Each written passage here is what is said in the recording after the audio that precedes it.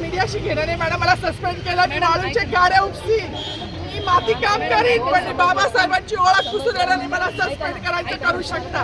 पालकमंत्री सुद्धा पालकमंत्री संविधानामुळे आहे. मग जो संविधानाला कारणीभूत आहे तो प्रजासत्ताक दिनाचा जो मानकरी आहे त्याचं नाव भाषणात का नाही?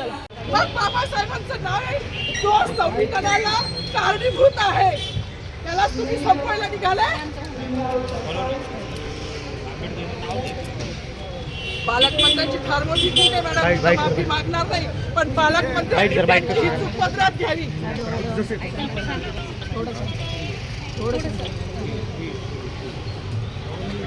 मला मीडियाशी घेणं नाही मॅडम. मला सस्पेंड केलं, मी वाळूचे गाड्या उपसी, मी माती काम करीन, पण बाबासाहेबांची ओळख पुसून येणार नाही. मला सस्पेंड करायचं करू शकता.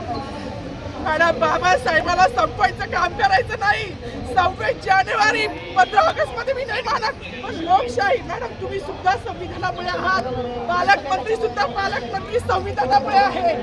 कोणताही जातीभेद नाही, सगळी समानता त्यांनी दिली आहे. बाबासाहेबांचं नाव आता तरी भाषणात येईल, मग तरी भाषणात येईल. ज्या लोक संविधानाला लोकशाहीला कारणीभूत नाही त्यांची नावं वारंवार घेतली गेली. मग जो संविधानाला कारणीभूत आहे तो प्रजासत्ताक दिनाचा जो मानकरी आहे त्याचं नाव भाषणात का नाही?